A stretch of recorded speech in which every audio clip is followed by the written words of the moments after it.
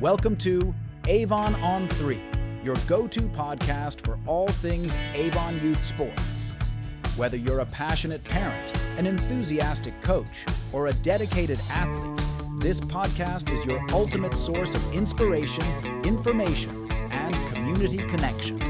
We'll dive into the thrilling world of Avon youth sports, celebrating the incredible young athletes who give their all on the field, court, and track. From heart-pounding game highlights and expert coaching tips to behind-the-scenes stories and interviews with the stars of tomorrow, Avon on 3 brings you closer to the action and heart of our vibrant sports community.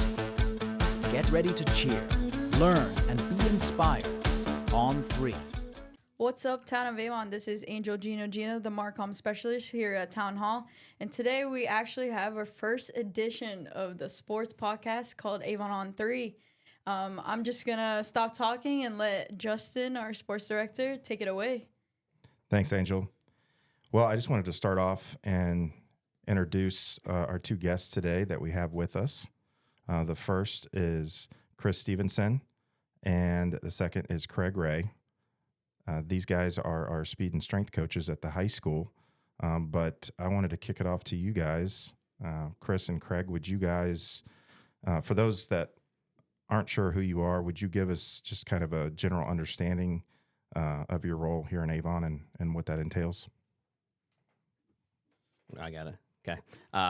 We are a unique pair in the state of Indiana and probably across the nation because we are the only real strength and speed coaches at the high school level.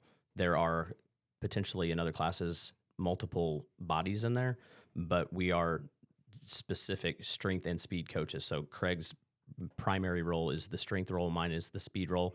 We work in conjunction with one another. Like everything we do, we go through one another, but we are strength and speed coaches. How long have you guys been in Avon?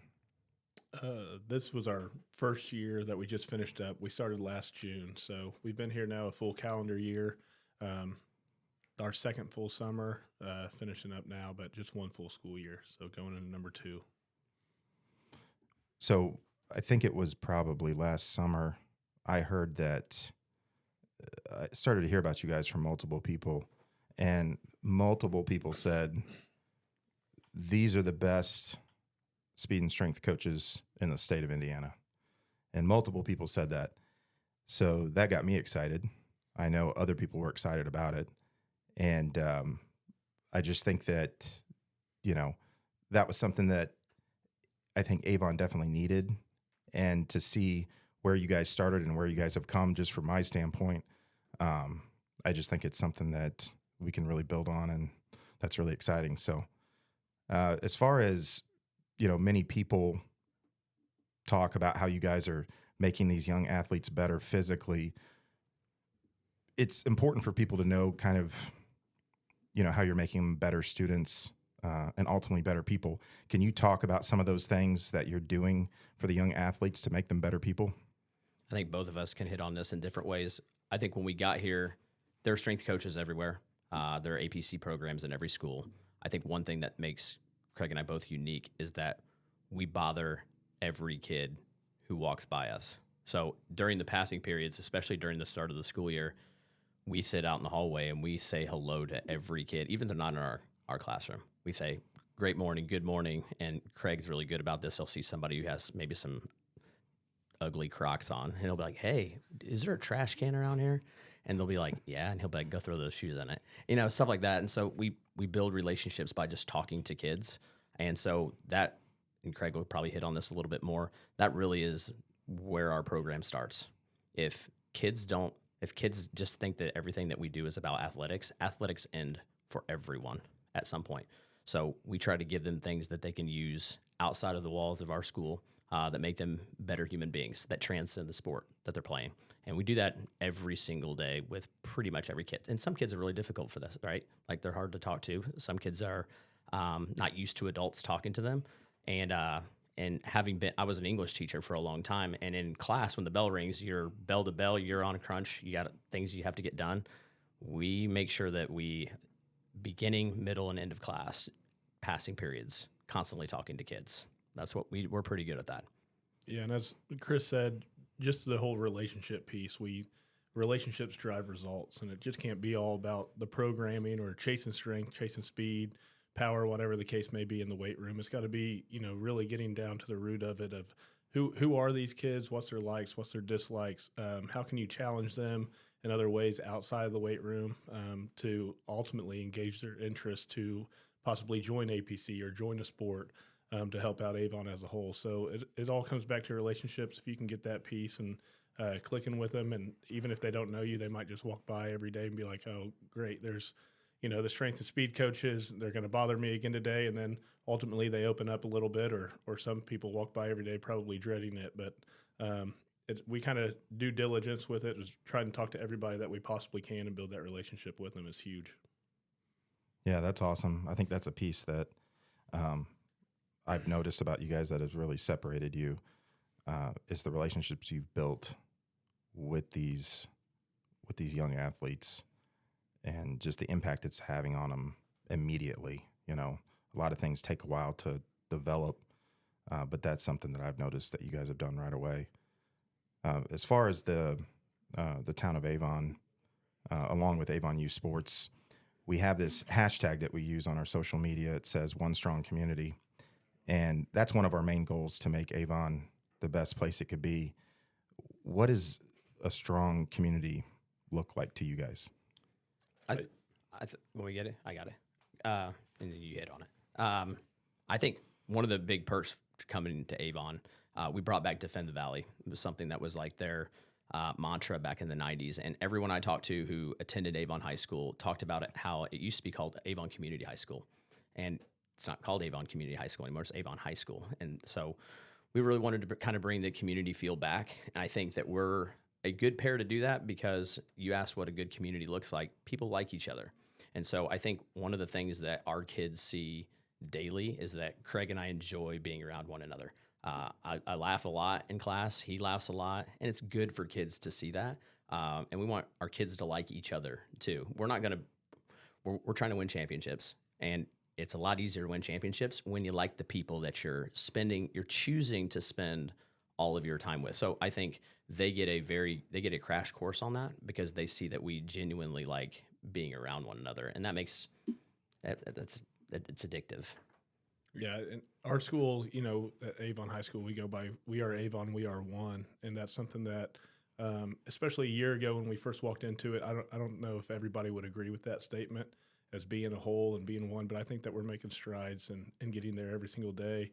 And that's just doing things like this, getting on a podcast, talking about Avon, talking about who we are, what we do, ultimately what we want to do, and getting people involved in things that maybe that they weren't previously involved in, getting athletes supporting other athletes, going to other games or athletic contests or a school play, or getting involved in extracurriculars that they might not have had any interest in.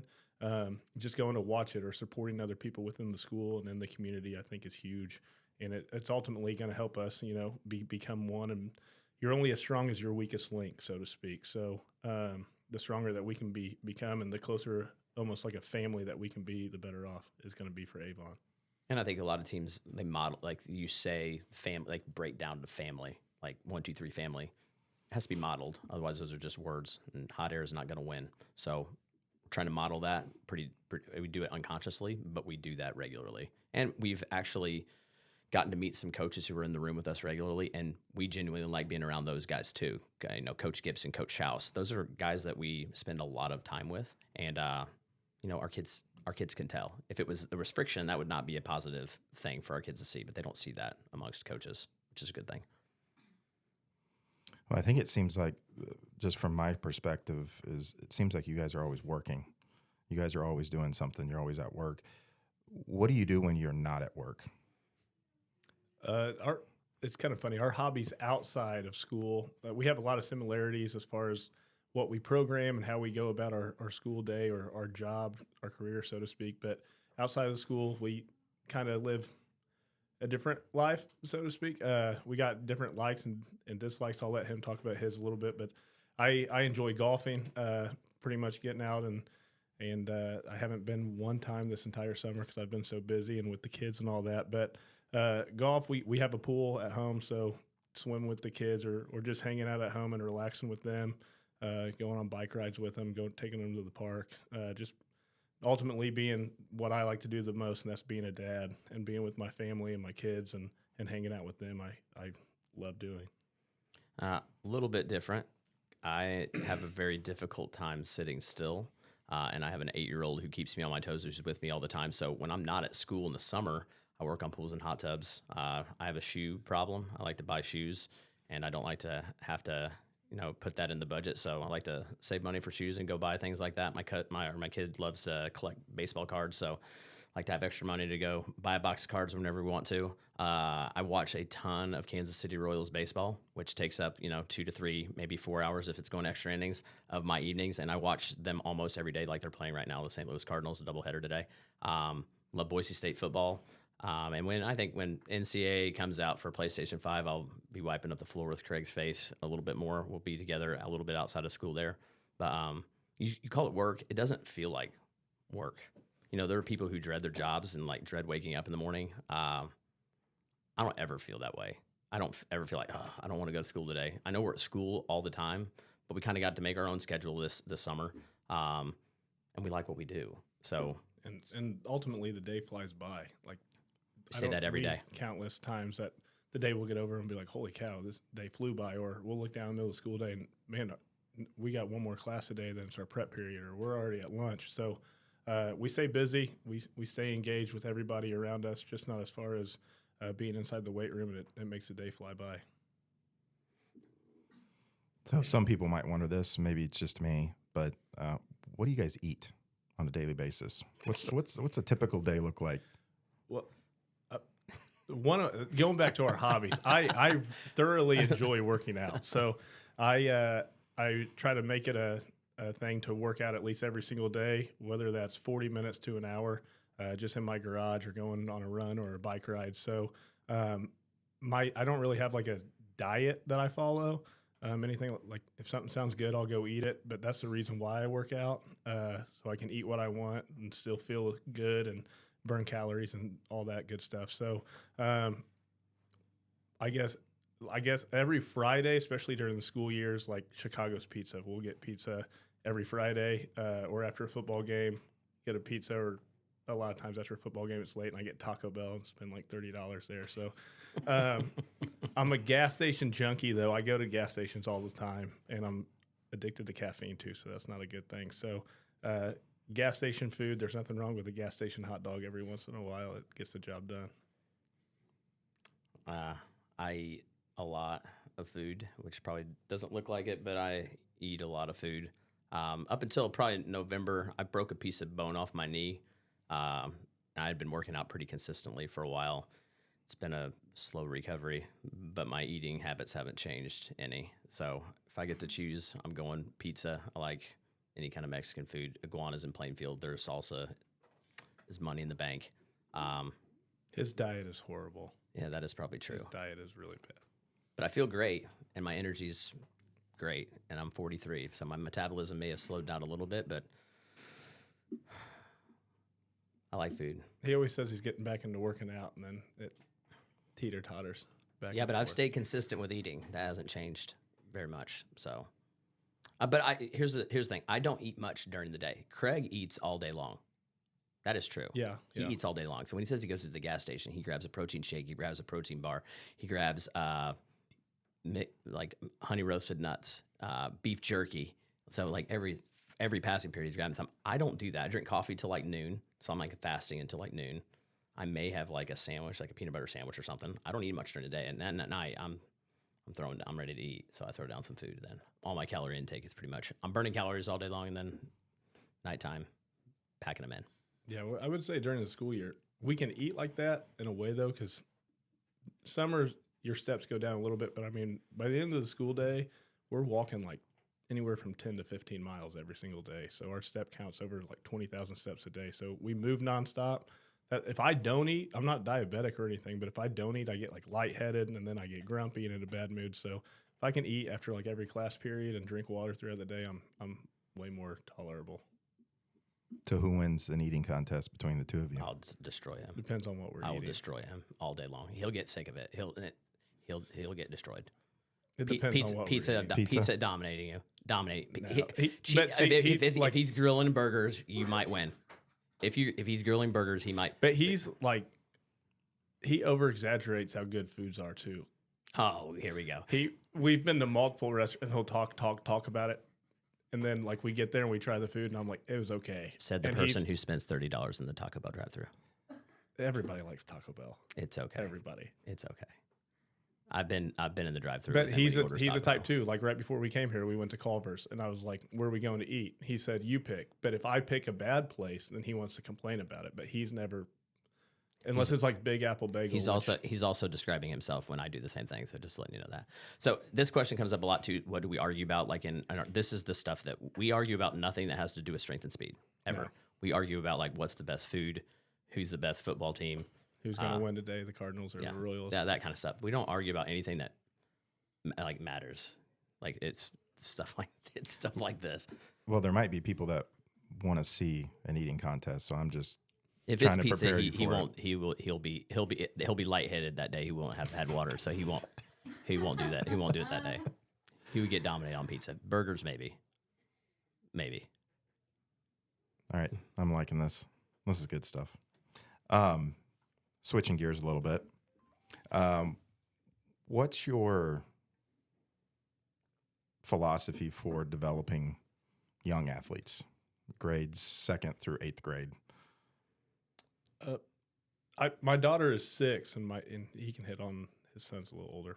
My daughter's 6, my son is 2, so they're very active. They're outside all the time, and especially this summer, we've signed my daughter up from like cheerleading camp, basketball camp, softball camp. So she's done a lot, but I never like force it on her. If she wants to go, we'll sign her up for camp and she'll go, and she has a blast with it. But I think a lot of society has kind of gotten away from allowing kids to be kids. And even so, like in the high school level as well, we can hit on that a little bit later, but letting them get outside when it's nice out and go ride their bike, go to the park, play at the playground, play with your friends. Like I said, I have a pool. Coach Stevenson has a pool. So allowing them to swim and hang out with their friends and just enjoy your childhood. And when they then go to games or go to a camp to compete and play whatever sport it might be that they're playing, they're more engaged, more involved. They're not burnt out of it so fast, especially at those younger ages. She enjoys her time there, and then she kind of forgets about it, and then she comes back home, and then like the next day, hey, you got camp again, and then she's excited again. So I would say that he's the exact same way. Like I don't push anything on her. I mean, she's 6 years old, and I'll do the same with my son when he gets older and is going through the same thing. So just allow them to be kids, and what their interests are. And she might love softball right now, but next year she might not want anything to do with it. So allow her find her passion and go from there. I think the seriousness of sports can wait. Like, let kids go have fun doing things. Like, it's fun. My kid's just finishing Pee Wee, his first year of Pee Wee. It's fun to watch Pee Wee Rookie League baseball. Like, they're the kids whose parents are standing on the fence yelling at them the whole time where they need to be, how they need to swing the bat. They need to pay attention, get your glove down. And then there's the parent whose kids out in the outfield, kicking dandelions. And it's just fun to watch. Let them be kids. Let them go climb a tree when they're not playing sports. It doesn't have to be practice all the time. And I think for dads, that's very difficult. But they only get to be a kid for a little bit. Let them enjoy some of the innocence that comes with it. They don't have a clue when they lose a game. Like when Pee Wee kids lose an all-star game, they don't have a clue. Most places don't even have scoreboards up. So parents get off the field. When they get off the field, say you enjoyed watching them play, love watching you play, and then go about your day. Go have a picnic, go creek stomp, go catch fish. And that's what my kid does. We went to he doesn't care about watching high school sports. When we go to a high school sporting event, we went to I think it was the regional over at Plainfield. I had no idea where my kid was. I look over, he's climbing a tree. He's up in the pine tree at Plainfield High School. So, I think that's what kids should be able to do. Go get bumps and bruises, go climb, go play on a tree fort, go build a tree fort, go make a mess that your mom is going to clean up because dad doesn't typically do it as good as mom does, stuff like that. But at the same token, we're around sports a lot. We're around athletes all the time. So I feel like when our kids go to compete in sports, it's kind of a break for us just to be a parent and kind of watch them compete and play their sport, and then give them tips and tricks of the trade, so to speak, as they go through. But at the same token, we're very competitive. So, like, I've coached my daughter in multiple sports. I didn't coach her in softball this past year, and her coach was awesome. But, like, it will be the last time I don't coach her at the same token, because I'm very competitive, and there's just certain things that when you're around sports all day and being a teacher, as far as, like, practice plans and what they do in games, so on and so forth. But just allow them to be a kid, and as they get older, they'll find their niche and what they really like to do and their passion for it, and then you can get more competitive as they go from there. And adding on to that, in our class, like, we talk about sports some, but we don't talk about sports that much.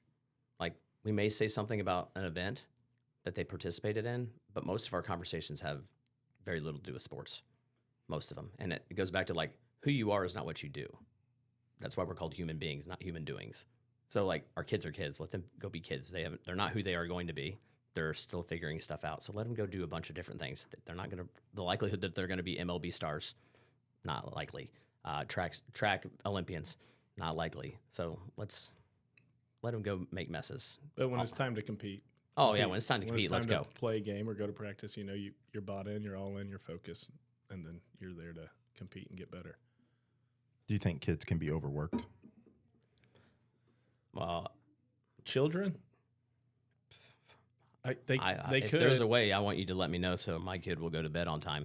I think they could if parents are putting them in, like, everything all the time for sports, and, like, you're going to a trainer and then you're going to sport, and then they get home and then they're playing pitch and catch or throwing them baseball stuff. Like, if your kid's all about it, that's awesome. But I think the day that you start, like, pushing, they're going to get burn out about it.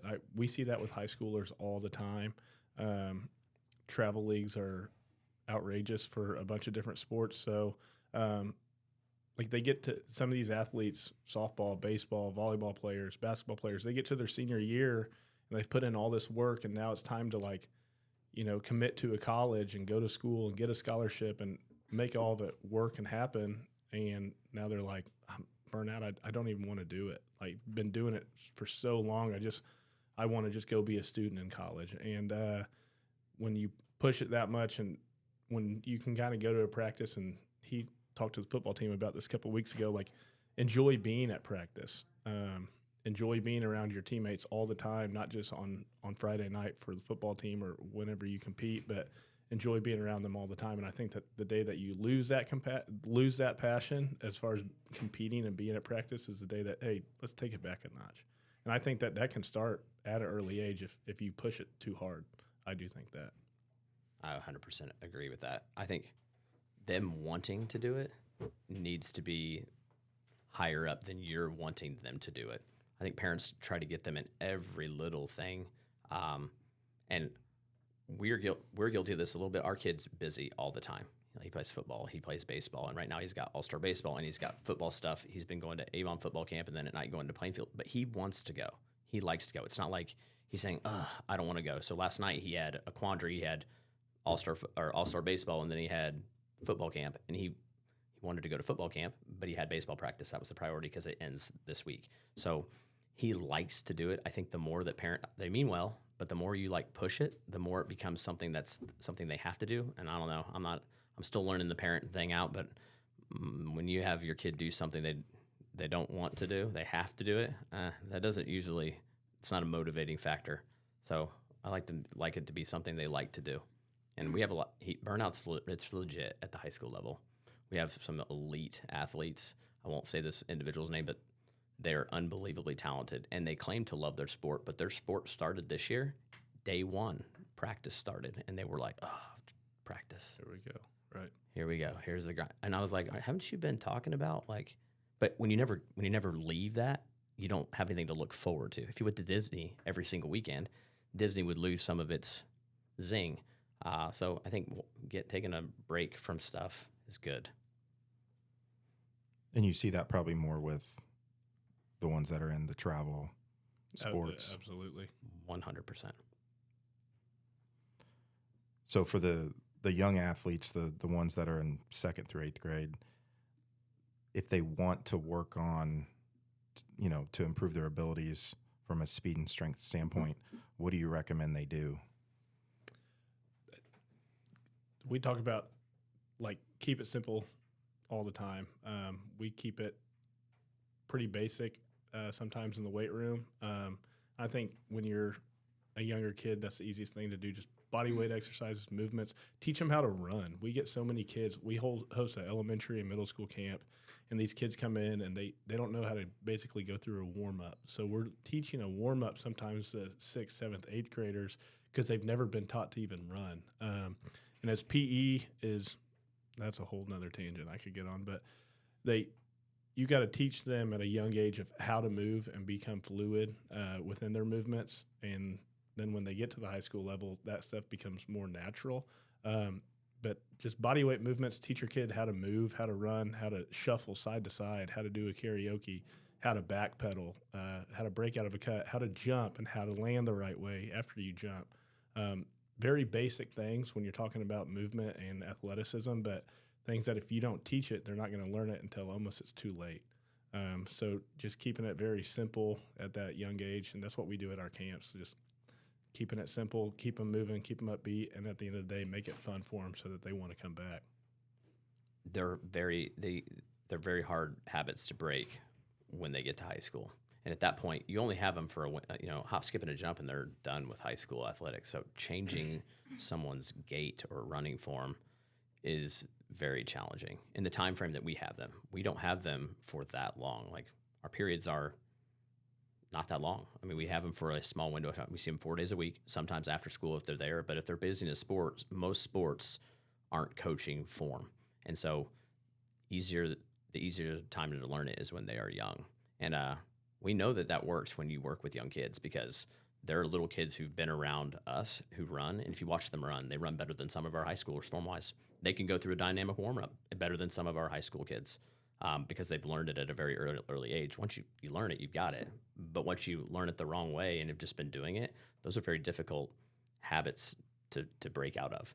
And mastery is, and I don't know the total number of hours that it is, but it takes a long time to master something. And the longer that you're around a kid and working with that kid and coaching that kid on just basics, the more complex that you can get as you get going through them, the better athleticism they're going to be. We just had a kid, and I won't say his name, but with us this morning, who is a 2-sport athlete at Marion University. And he's been working with us since he was 6th, 7th grade. And now he's a college level athlete.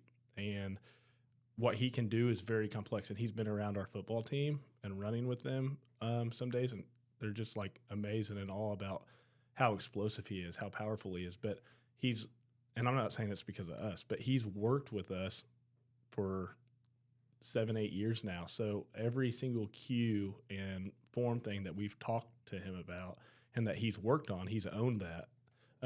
He's gotten better with it, and the results are paying off big time for him. And if whatever it is that you're doing, if you believe in it wholeheartedly, and if you get the intensity of it and the intent of it down, and you get that person to believe in it and to actually listen to it and do it day in, day out with you, you're going to see results no matter what it is that you're doing. And that's the other thing Craig said. We keep it kind of simple with our young kids. You keep it simple because that's where they're at. We meet them where they're at. They're on level 1. So you give them level 1 tasks. They knock out level 1 tasks. Then you can start tinkering level 2. That doesn't mean you're not going back to level 1 every now and again, but you go to level 2. And we're going to be hitting on those strength and speed camps with that younger group a little bit more, specifically the middle school, because they got way better from day 1 to day 10. It was night and day better. And it's the same as high school. School's about to start up. We're going to have some freshmen come in. We're going to have kids that we haven't seen a lot of over the summer. So those first 2-3 weeks of programming for their workouts in APC is going to be very basic. Body weight movements, just all form technique movements before we can progress to the next thing. Because if you just try to jump ahead, you're not going to see the results that you want to get. And that's when injuries start to occur and things of that nature. So we start as basic as you possibly can, even with a high schooler from day 1. What age do you recommend that kids start pushing heavyweight? We might be the wrong people to ask that question too. I agree. we tell kids all, like, we're not training bodybuilders. We're training athletes. So we're more into like bar speed, bar velocity, moving a moderate weight as fast as you possibly can. And then once you can move that weight to a certain number, we're fortunate enough in our weight room, we have Elite Form, so it can measure that for us and kick all that data back to us. So once we see their numbers going up, hey, now we can push a little bit heavier weight. And then if you're not hitting this certain threshold, now we got to cut you back a little bit to where you can start hitting that threshold another time. So we're not all about the bigger, faster, stronger approach. We always talk about faster and stronger, not necessarily getting bigger, but the faster that we can get, the more powerful and explosive that we can get, the better off that's going to translate to whatever sport that they're playing. He says it all the time, so I'm going to kind of steal it from him. You've never heard a coach say, we can't play that kid. They're just too fast and powerful. You know, you might get a kid that's really, really strong, but they're not fast, so they're not going to be able to help your team. If you can't move, in a lot of sports that we know, like, they're not going to help your team out. But if you can move well and if you can get from point A to point B faster than somebody else, ultimately you're going to probably win. Sprint, jump, body weight stuff. If you master that by the time you get to the high school level, you're in good shape. Because a lot of kids think that they have mastered those things, and they have not. So they've bench pressed with their uncle in their garage with 2 lights and old weights from the 1980s, and they think because they've done that, they know how to bench press. It's a completely different beast in our weight room. It's a little bit overwhelming. Like, if you've never been in there before, it's a little bit overwhelming if you've only been in a small gym or you've only been in a garage, with a garage setup. Sprint, jump, body weight stuff. Do push-ups. Be able to do good push-ups. That would put you ahead of most kids who come into high school. Push-ups, a lot of them can't do push-ups. Push-ups, pull-ups, lunges, squats, planks. I mean, all of that stuff. Just teach that form and those cues down, and they'll be good to go by the time that they reach the high school level. If there's one thing that each of you could just share with parents that have kids that are getting in sports and starting out, just if you could give them one piece of advice or recommendation, what would it be? Play as many as you possibly can.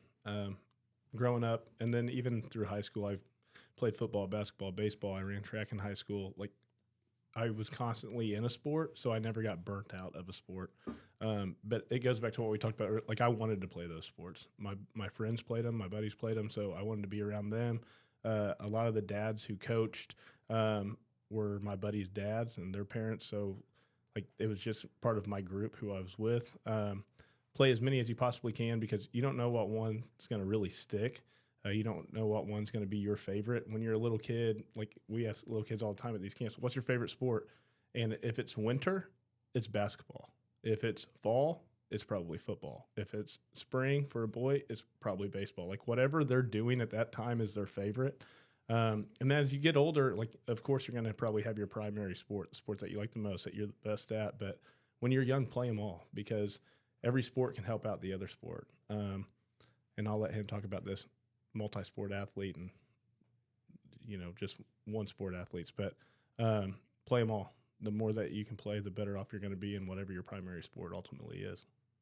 We've been doing this for a minute, and I'll throw Craig into this because some of your listeners may not know. He's my former athlete, which is kind of a strange dynamic, but he was one of my former athletes. My best athletes, our best athletes that we have coached, have all been multi-sport athletes. They all have. They're athletes who have contributed in numerous seasons. And so you kind of, at the very beginning, talked about what's a community look like. Well, it doesn't look like a bunch of kids who are set up in separate camps and only playing one sport. Our best for us to win in our conference with the teams that we play against, our best athletes have to play multiple sports. There's a volleyball player who maybe is unbelievable around the net. She can probably go out and high jump. It doesn't take that much time.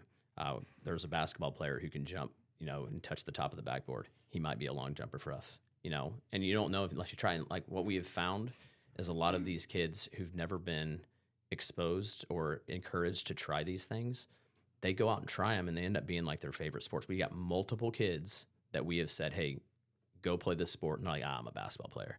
But then they go out and run track, and then track's their favorite sport. They go to college and run track. We broke a school record at our last school in the 4x1. We're 5th in the state with a couple kids who were basketball players. They didn't even end up playing basketball their senior year. They ended up being track kids. They got cut. They were not as good at basketball as what they thought. Their hoop dreams ended. But we see this now, like a lot of kids that have been like quote unquote basketball players or baseball players, and we talk to coaches and we see how they move and we see what they do in games. It's like, hey, you're getting to be a junior in school now. I don't know if baseball or softball or basketball is going to be your go-to, but you could probably really help out our track and field team or our soccer team. Or we got a girl, was on the state 4x1 team, and now she's joining the soccer team because she's going to help our soccer team out. She's going to go out there right away. She's the fastest girl on the team. Our soccer coach will teach her how to play soccer. It's going to be hard to teach her or certain girls on the team how to run faster out of soccer practice. But she already knows how to do that.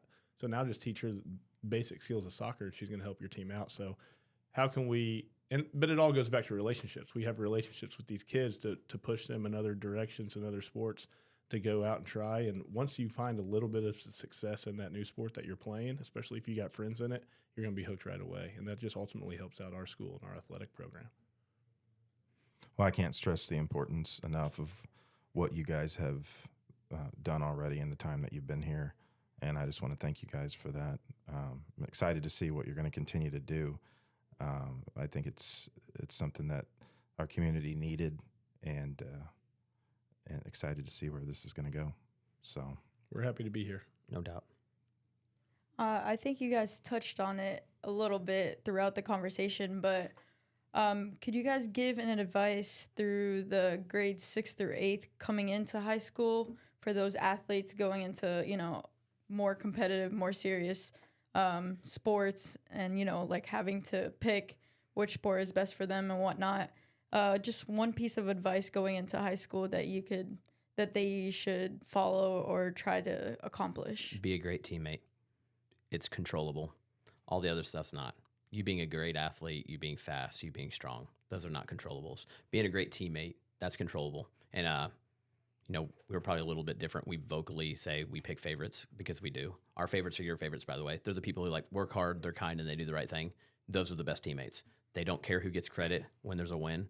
They just care about the team. And if you are that person, you have a place for a program, and you make people around you better too. We need more kids who come in, and instead of thinking that they're owed something or that they were the best at their middle school, because we have multiple middle schools, they are here to be a great teammate and help the Avon brand become a household name around here.